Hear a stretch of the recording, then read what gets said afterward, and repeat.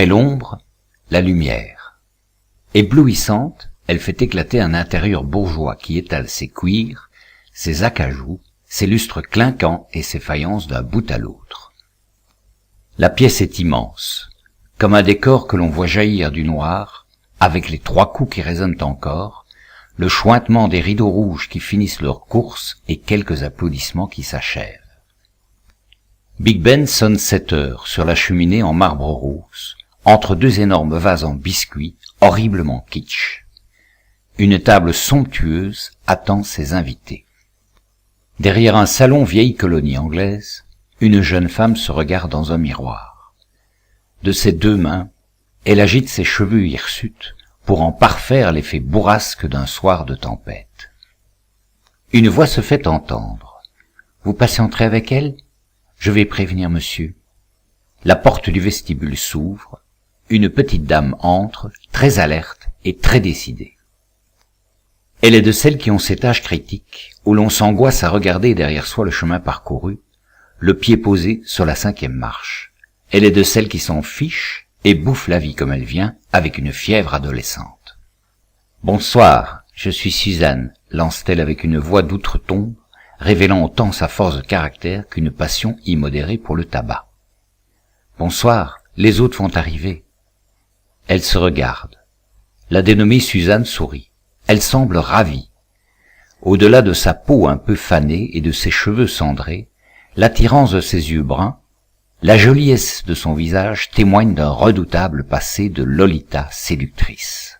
« Vous êtes la petite sans famille, sans nom, n'est-ce pas ?»« Oui. » Suzanne s'approche et sa voix grave vibre très douce. « Laissez-moi vous regarder. Je n'ai pas de nom, mais bon, à part ça, je suis une nana comme les autres. » « Que vous êtes jolie, mademoiselle. C'est à peu près tout ce que je possède. Mignonne. Vous oubliez vos mains. » « Mes mains ? Vous sculptez, paraît-il. »« Oui. » Suzanne s'empare des jeunes mains et les contemple. « Vous permettez ? Comme elles sont fines. » Elle les retourne. « J'aimerais vous dire l'avenir, mais je ne sais pas. Je ne suis pas voyante.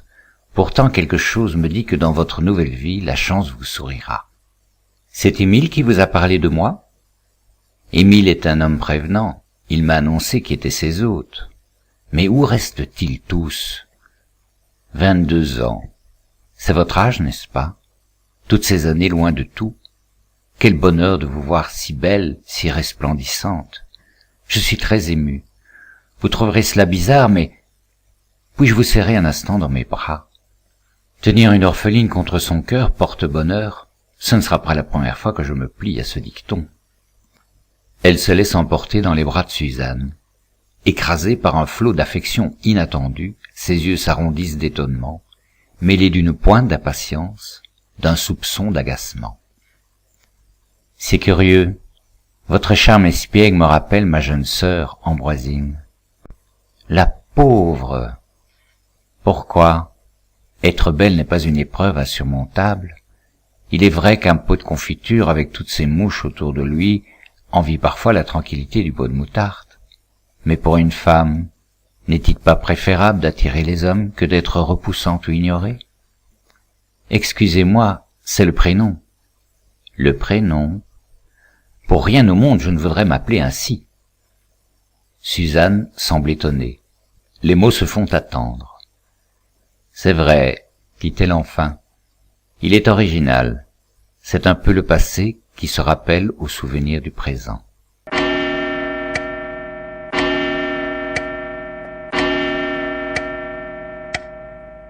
Des pas et des voix invisibles se rapprochent et attirent soudain le regard des 2 femmes. « Plus tard, ce n'est pas le moment !»